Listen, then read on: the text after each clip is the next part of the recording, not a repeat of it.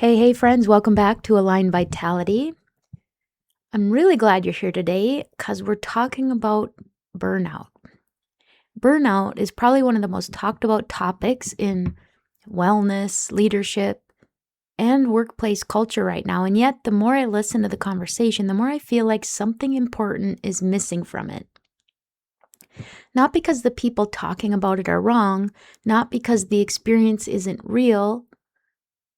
Burnout is a genuine, physiologically measurable, clinically significant state.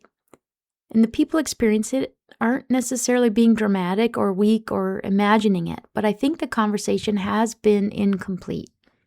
Because most of what I hear about focuses almost entirely on what is being done to us, the demands of the workplace, the unreasonable expectations of employers, the always-on culture, the lack of organizational support.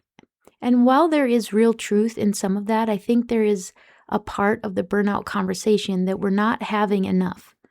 A part that is actually more hopeful than what I usually hear. What if burnout, as real as it is also significantly shaped by who we are, by what we believe about our worth and our own limits, by the internal landscape we bring to the demands of our lives? What if the most powerful levers for addressing burnout are not in our employer or organization's hands, but in our own? Now, I'm going to say some things today that might push against what you've heard or thought, not to dismiss the very real factors that contribute to burnout, but because I believe that you deserve the full picture, not just the part that makes us feel like victims of our circumstances.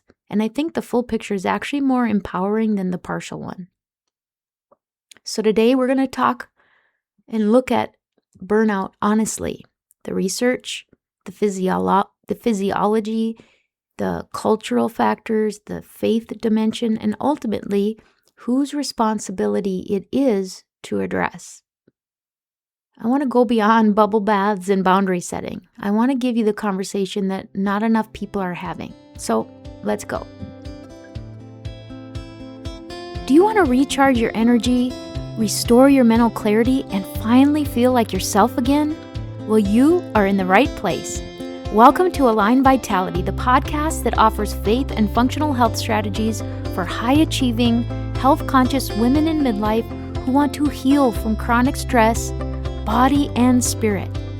I'm your host, Tanya, a certified functional health practitioner, Christian life coach, and fellow midlife woman who knows what it's like to look strong on the outside while struggling silently on the inside.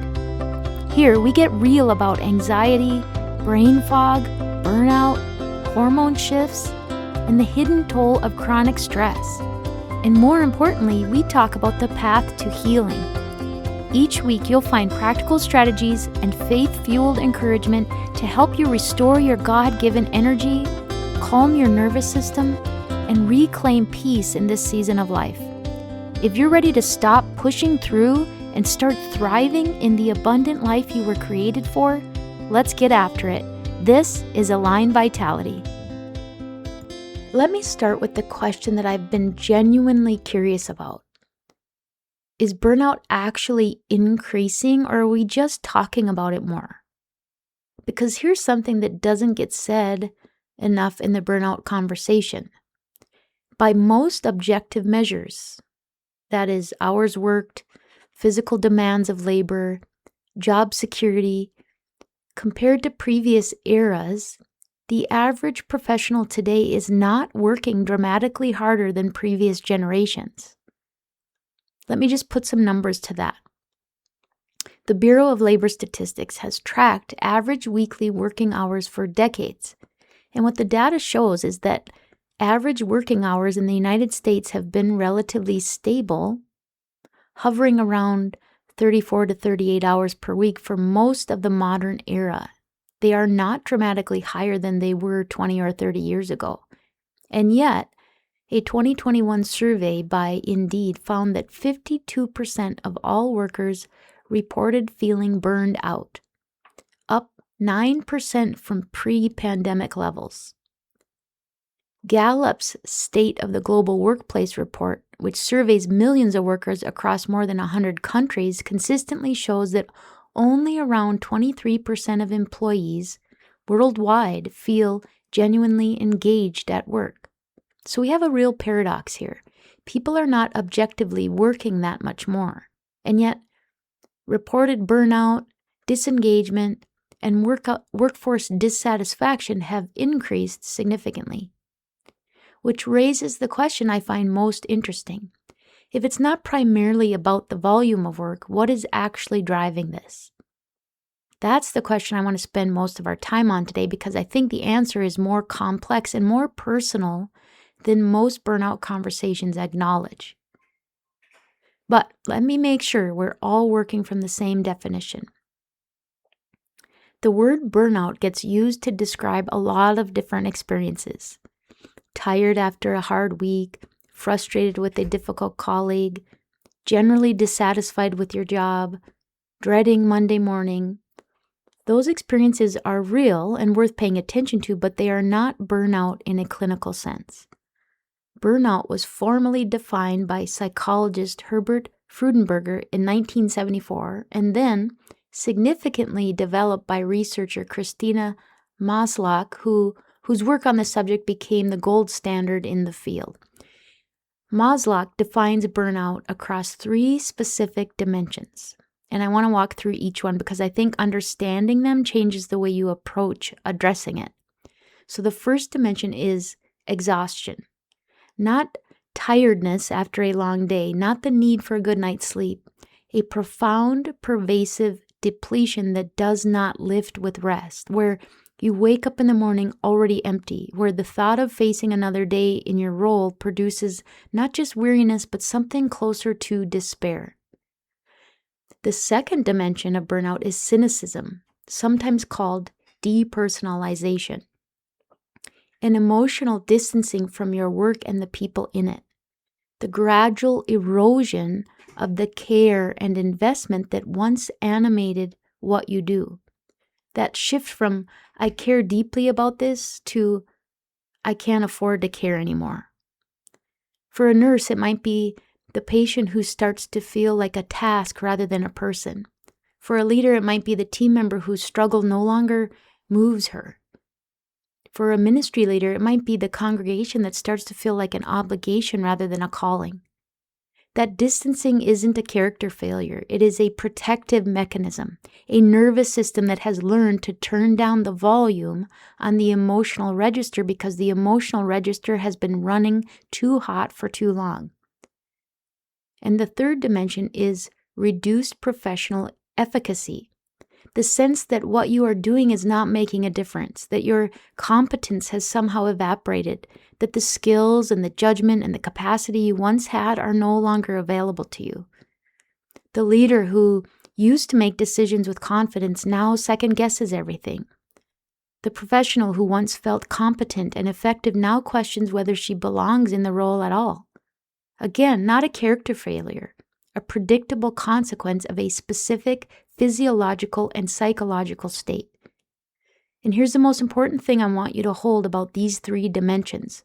Burnout is not just being tired. It is not just being stressed, and it is definitely not cured by a long weekend. It is a clinically distinct state with a physiological signature, and addressing it requires understanding what is actually happening, which brings me to part 3 of this episode. What is actually happening in your body?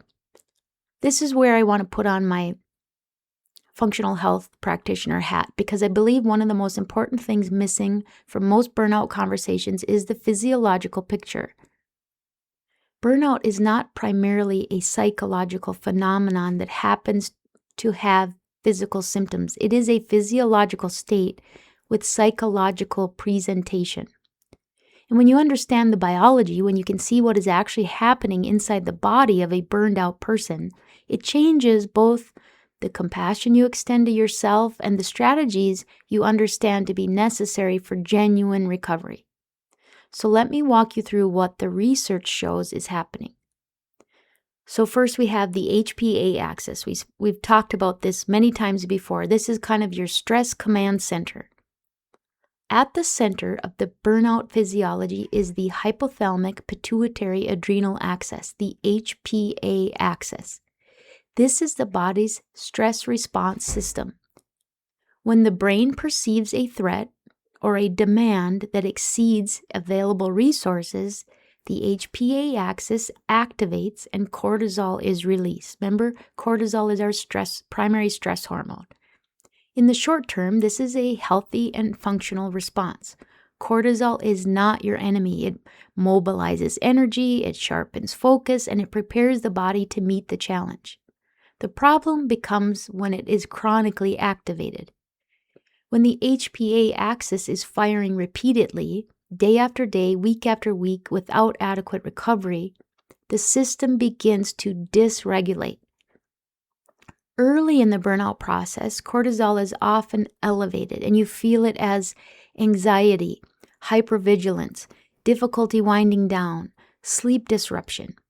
The person in this phase is often still highly functional, but she is running on stress hormones rather than genuine resources. Over time, with sustained activation and insufficient recovery, the system can shift into what researchers call hypocortisolism, or chronically low cortisol, and this is the physiological signature of what most people recognize as full burnout. Low cortisol in the morning means you cannot get going, you can't get mobilized, you can't access your motivation. Low cortisol throughout the day means that flatness, the going through the motions kind of thing, I used to care about this and now I cannot find it anywhere. That is a measurable physiological state. Then we have the dopamine connection, why you stop caring. The cynicism dimension of burnout has a specific neurobiological mechanism, and it involves dopamine. Dopamine is not primarily the pleasure neurotransmitter. It is more accurately described as the motivation, anticipation, and reward-seeking neurotransmitter. It is what creates the sense that something is worth doing, that effort will lead to something meaningful, that the investment is worth the cost. Chronic stress depletes dopaminergic function. The reward pathway becomes less responsive. The things that used to feel meaningful start to feel flat. The sense of purpose and engagement that once animated your work becomes harder and harder to access. The burned out professional who says, "I just don't care anymore," is not describing moral failure. She's describing the phenomenon of a depleted dopamine system. And then we have the prefrontal cortex, why you cannot think. So talking about that third dimension of burnout, the reduced professional efficacy has a specific neurobiological correlate. The prefrontal cortex is the seat of executive functioning. That is your clear thinking, your nuanced decision-making, your creative problem-solving, the ability to hold complexity and respond wisely rather than reactively. It's also the part of the brain most suppressed by chronic cortisol load, which means the burned-out leader who is second-guessing her every decision, who feels like her competence has somehow disappeared, is experiencing what is happening to her prefrontal cortex under sustained stress. She's not become less capable. Her neurobiology is temporarily impairing her access to the capability she's always had. Understanding all of this matters, not just for compassion, but for strategy, because it tells us that the path back to efficacy is not to try harder. It is restoring the physiological conditions under which the prefrontal cortex can function best. So why is this important for how we approach recovery? Here's the clinical truth that most burnout conversations miss. You cannot think your way out of a physiological state. Standard burnout interventions like taking a vacation, practicing self-care, doing some journaling, setting better limits They're not wrong and they are helpful, but they are insufficient on their own because they are primarily cognitive interventions being applied to a physiological problem. Genuine recovery from burnout requires addressing the physiology, restoring the HPA axis rhythm, supporting the neurological systems that have been depleted, reducing the chronic inflammatory load that's been building, creating the actual physiological conditions for recovery, not just the cognitive intention to recover. And we'll come back to what that looks like practically. But first, I want to talk about why burnout has become more prevalent, because I think this is where the conversation gets genuinely interesting and where the countercultural perspective I mentioned at the opening starts to emerge. So why is burnout more common now? So if people are not working dramatically more hours than previous generations, what is driving higher rates of reported burnout and dissatisfaction? The research points to several converging factors, and I want to walk through them, including the ones that might be a bit uncomfortable. First, we have the collapse of recovery time. Probably the most significant workplace change of the past 2 decades is not the volume of work. It is the collapse of the boundary between work and non-work. Smartphones, messaging apps, working remotely, and the cultural expectation of constant availability have eroded the recovery periods that previous generations took for granted. Think about what happened when your parents or your grandparents left work for the day. They actually left. They didn't have a phone that followed them home. The boss couldn't reach them at 9 p.m., or if it is the boss, the employees couldn't reach them at 9 p.m. The email did not arrive on Sunday morning. There was a genuine physiological boundary between work time and recovery time. That boundary is largely gone for most professionals today, especially for leaders. And here's what the research shows. It is not primarily the hours of active work that drive burnout. It's the absence of genuine recovery. Neuroscientist Matthew Walker's research on sleep and physiologist Sapolsky's work on stress biology both point to the same conclusion, and that is that the nervous system requires genuine off time to restore itself, not just nominal off time where you are technically not working, but you're still mentally processing work demands. Genuine cognitive and physiological disengagement is necessary. When that disengagement is never or rarely available, when the device is always on the nightstand and the work is always one notification away, the nervous system never fully recovers.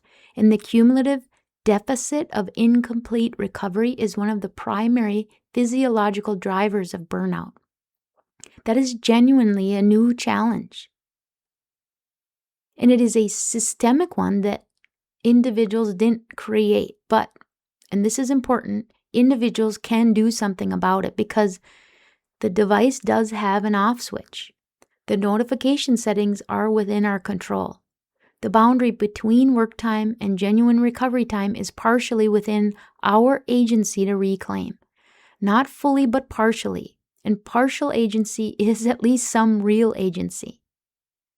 Now we have the second factor in the growth of reported burnout. That is the expectation gap. And this is probably one of the uncomfortable ones I talked about. This is where I want to say something that might push against what you've been told or what you believe. One of the most significant drivers of burnout and workplace dissatisfaction in the current era is not what your employers are doing to you. It is the gap between what people expect work to provide and what work is actually designed to provide. Psychologist Barry Schwartz's research on the paradox of choice and rising expectations shows something genuinely important. As options multiply and aspirational messaging increases, the gap between expectation and reality widens. And that gap is experienced as dissatisfaction, regardless of whether the objective conditions have actually worsened. We have, as a culture, elevated work to a kind of sacred status.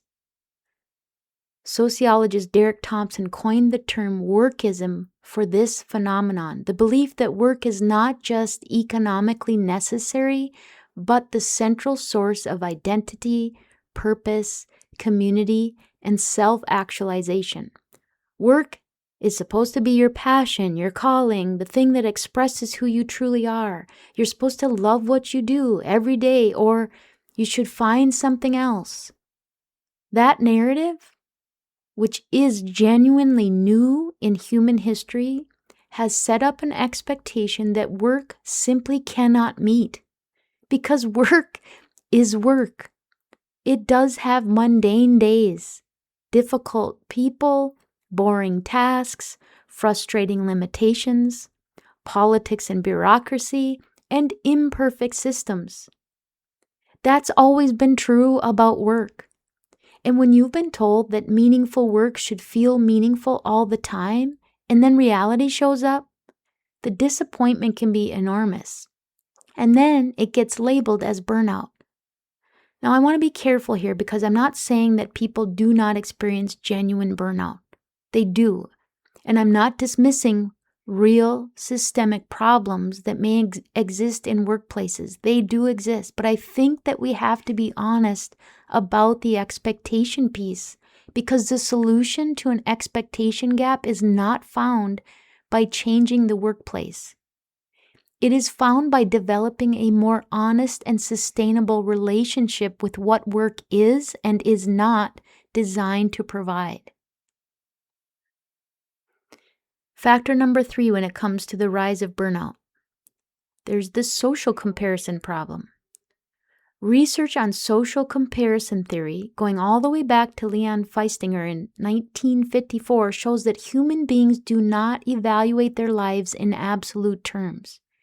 We evaluate them relative to what we can see around us.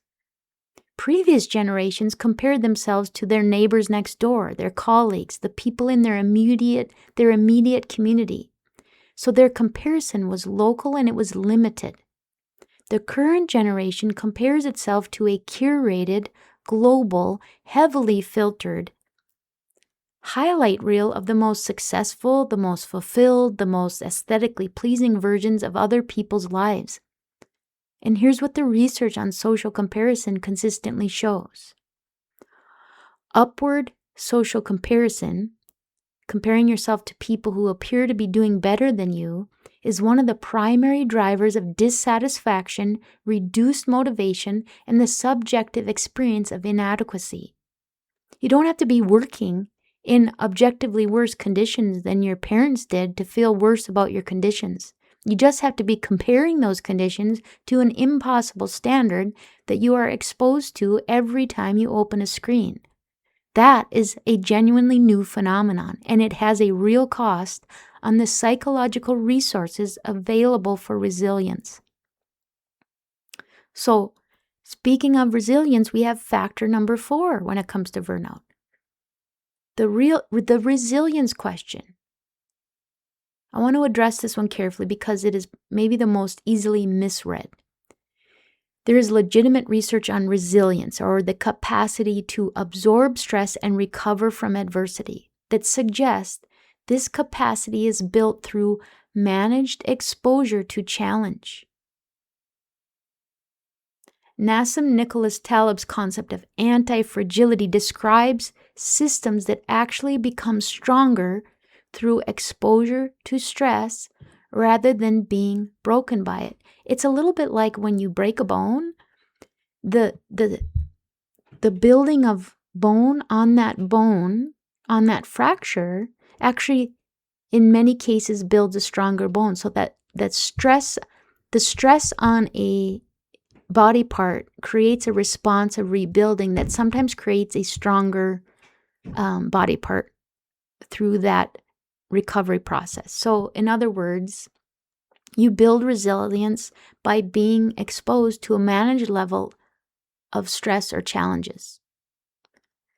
The research from developmental psychologists like Ann Maston shows that resilience is not a fixed trait. It is a developable capacity. In other words, you're not solely bound to you're not just born with a certain level of resilience, although there is a degree to which different people are born with a different level of physical resilience or vital reserve. But resilience is something that can be developed, and it is developed or built in the accumulation of navigating challenges, recovering from setbacks, and developing the internal conviction that difficulty is survivable. So here's the nuanced point.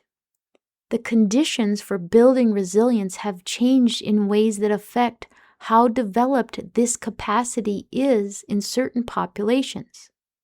The kinds of experiences that built resilience in previous generations, like genuine economic uncertainty, actual physical hard labor, community interdependence, navigating difficulty without a safety net of digital distraction, are less prevalent for some people. It's not that people are weaker or softer, it is that the conditions for developing a specific capacity have shifted in more recent generations, and that matters for how we understand and address burnout. Because if resilience is a developable capacity, and the research says it is, then part of addressing burnout involves developing that capacity, not by demanding that people suffer more, but by creating the conditions internally and externally for genuine resilience building. And one of the most evidence-supported conditions for building resilience is a stable sense of identity, a settled internal foundation from which challenge can be engaged rather than just survived. Which brings us, as it often does, to the identity question. There is the faith dimension, when it helps and when it hurts. This is where I think the conversation gets a bit more interesting, because I think the research on faith and burnout is more nuanced than most people expect. Studies have found that religious practice and a sense of transcendent meaning are very protective factors against burnout. So people with a strong faith foundation tend to show greater resilience, faster recovery from adversity, and lower rates of burnout on Maslow's dimensions than those without a strong faith foundation. And there's a specific mechanism that researchers point to, and that is the belief in what psychologists call an external locus of control. So the sense that outcomes are ultimately in the hands of a power greater than ourselves. The person who genuinely believes that she is not ultimately responsible for outcomes she cannot control has a built-in psychological protection that the purely self-reliant person does not have. When you can say and feel genuinely, not performatively, that this is God's to carry, I am faithful to do my part, and I trust Him with the rest, your nervous system actually responds to that surrender. The HPA axis settles and rebounds. The cortisol load reduces. The body receives the message that it is not entirely responsible for holding everything together. Thus, the body feels a greater sense of safety. It's not just spiritual wisdom, that is nervous system regulation. But, and this is the part I most want to say to you, is that distorted faith messaging can actually increase burnout risk. And here's what I mean. If you've internalized messages that say, faithful women give without limit, and good Christian leaders sacrifice themselves, saying no is selfish, rest is a reward for finished work, your value is in your service, then your faith has not always and likely may not fully provide a protective framework. It has provided a spiritual justification for the very patterns that have driven burnout.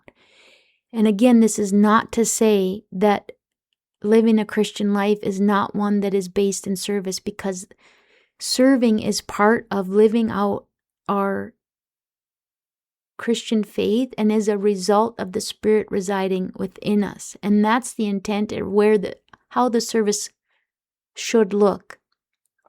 The high-capacity Christian woman who cannot rest without guilt, who can't set limits without feeling like she's failing God, who has equated self-depletion with holiness, is not protected from burnout by her faith in that way.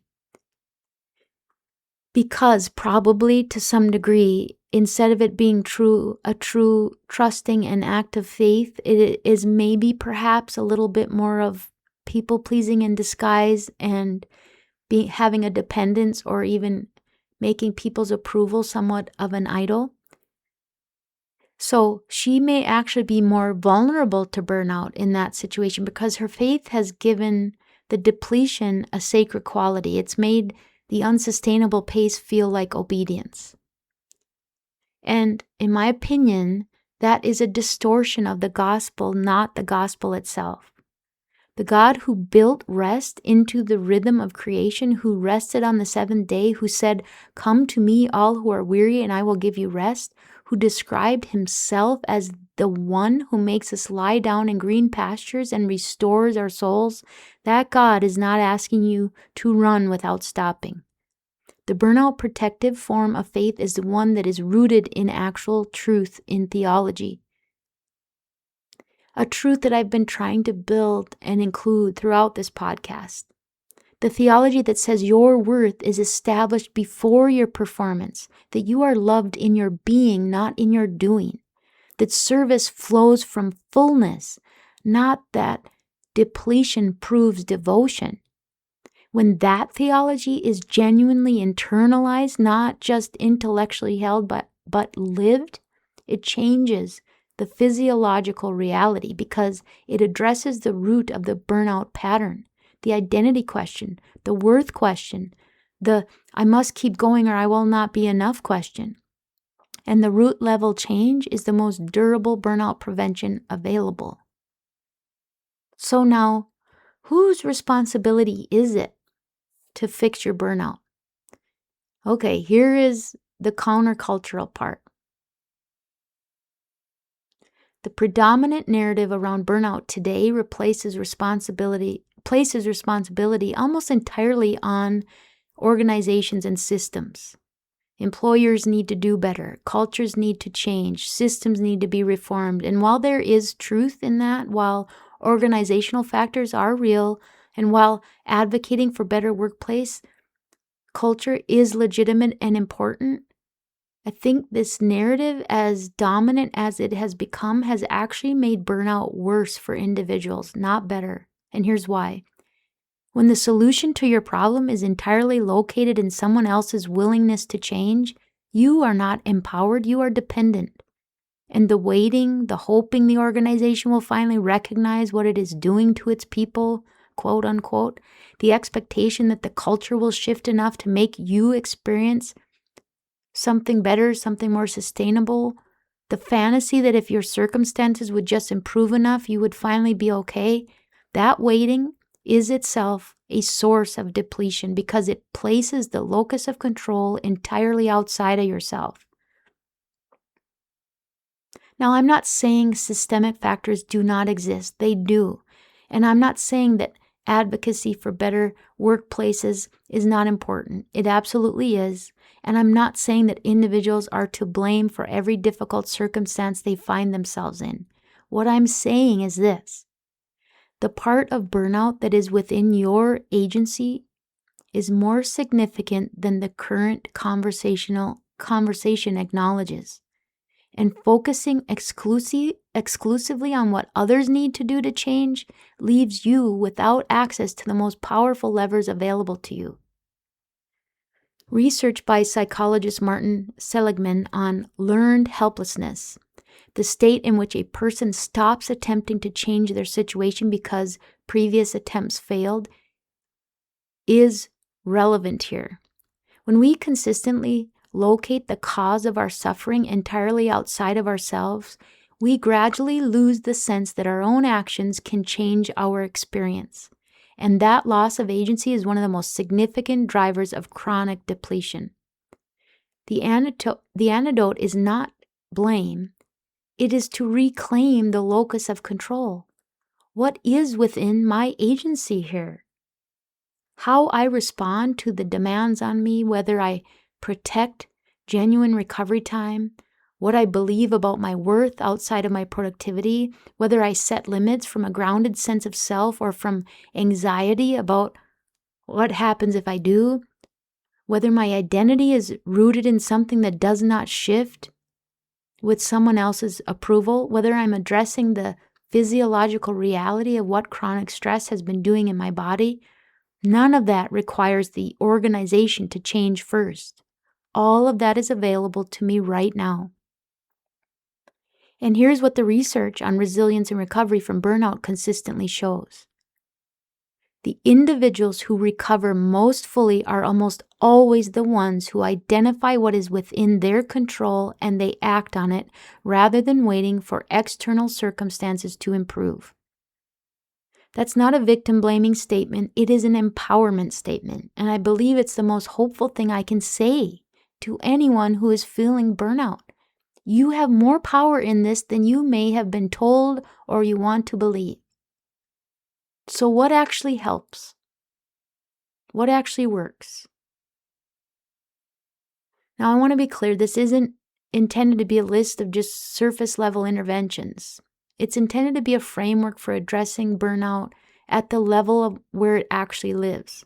So first, let's address the physiology, because burnout has a physiological signature. So genuine recovery requires physiological intervention. Not instead of psychological and spiritual work, but alongside it, and often before it. Because the depleted nervous system cannot fully access the cognitive and spiritual resources needed for the deeper work. So what might some physiological interventions look like? Well, a big one is sleep. Protected, prioritized, non-negotiable. Sleep is the primary physiological recovery mechanism available to us. It is when cortisol clears, when the nervous system repairs, when the brain consolidates and restores. And a burned out person who is not sleeping well is trying to recover on a foundation that cannot support recovery. Then we have food. We need consistent, protein-first, blood sugar stabilizing nourishment as a nervous system support strategy, not just as a diet strategy. The cortisol dysregulation of burnout drives blood sugar instability, which adds to the physiological stress load. So addressing nutrition actually addresses the physiology of burnout. And we have movement, and specifically the kind that completes the stress cycle rather than adding to the load. Walking, gentle movement, not really intense exercises that spike cortisol further in an already depleted system. You may need some targeted nutritional support in the form of supplements. These are not magic, however, but they can be meaningful support for a system that has been running above capacity. And rest, genuine, protected, guilt-free rest, not the rest that feels like failure, the rest that is an act of physiological stewardship for the body God gave you. Now we need to address the identity question. I've said this throughout this series, and I'll say it here because it belongs in every burnout conversation. Sustainable protection against burnout requires a settled sense of identity that's not contingent on performance, approval, or productivity. The research consistently shows that people with a stable sense of self recover from adversity, including burnout, more quickly and more fully than those whose identity is primarily externally constructed. So when your worth does not depend on how much you produce, you can rest without guilt. When your value does not shift with someone's opinion or approval of you or a difficult performance review,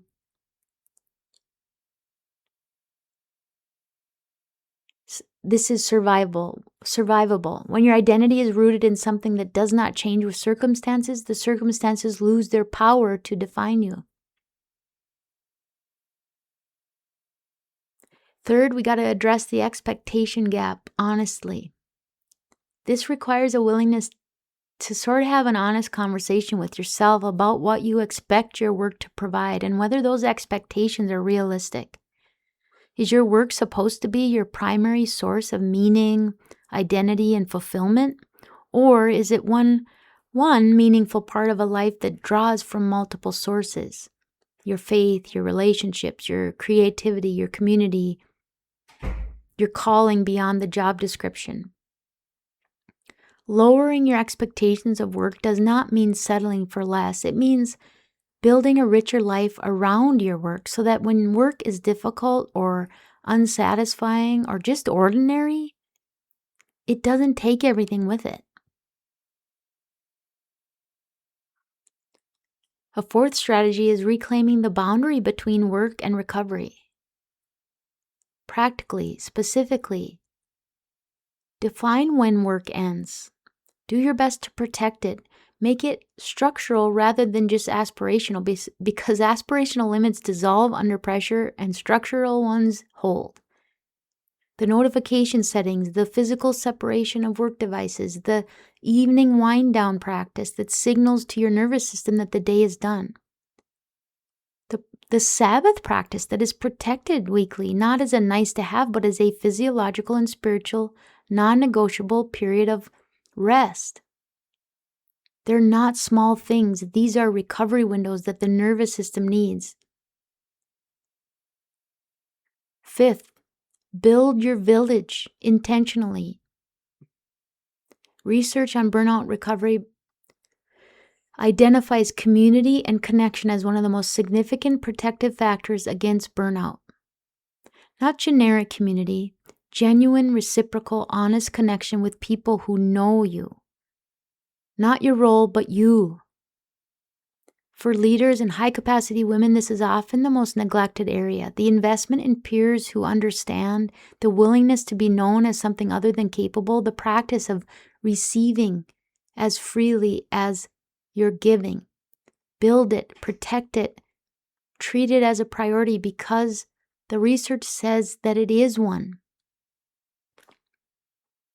Now, I want to step away from this framework for a minute and speak directly to the woman who's listening to this from being in the heat, in the muddy mess of burnout, in the actual flatness, the actual cynicism, the actual just going through the motions while wondering where she went. I see you. What you're experiencing is real. It has physiological basis. It's not weakness. It's not faithlessness. It's not evidence that you were not cut out for this.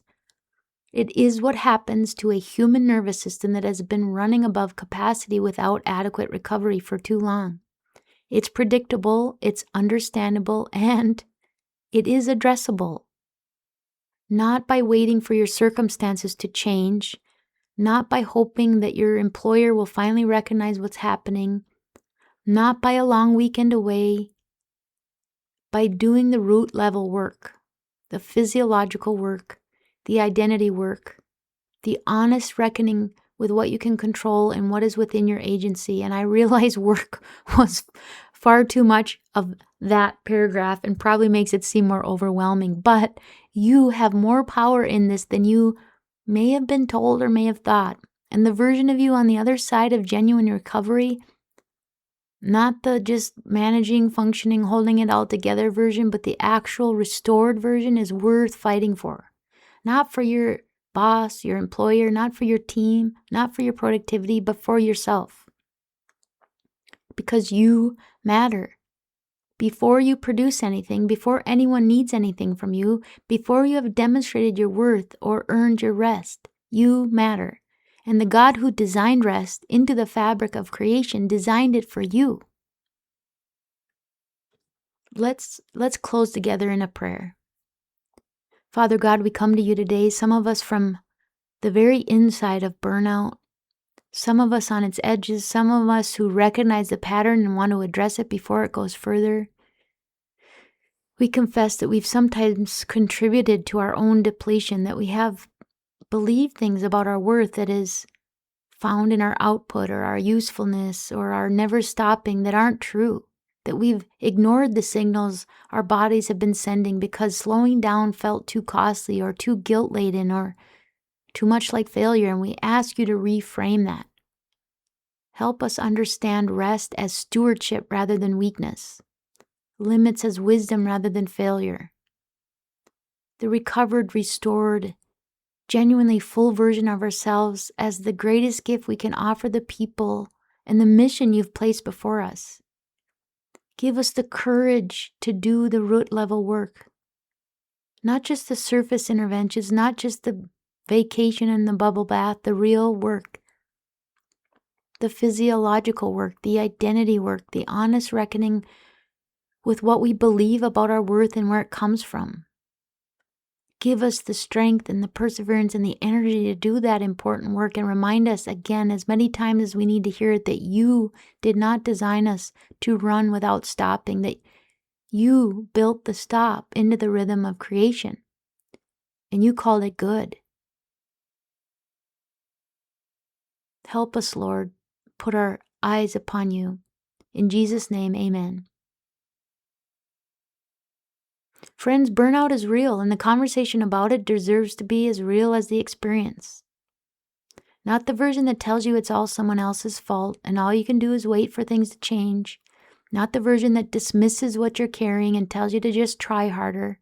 The honest version, the full version, the one that gives you the research and the physiology and the countercultural truth, and then puts the real control back in your hands. You have more power in this than you may have been told, and I hope today gave you a starting place for using it. Until next time, my friends, lead well, live well, and be well. Thank you so much for joining me today, my friend. If today's episode encouraged or blessed you, would you please take a minute to leave a rating and written review on Apple Podcasts? It means the world to me. And it helps more women like you discover this message of hope and healing. If you're ready to take the next step in your functional health journey, join my interest list at alignvitalityhealth.com. And remember, this podcast is for educational purposes only. It is not intended to be medical advice, nor is it intended to diagnose or treat disease. Please consult your healthcare provider before making changes to your health. Until next time, I'm Tanya, reminding you that healing is possible and your best season is still ahead.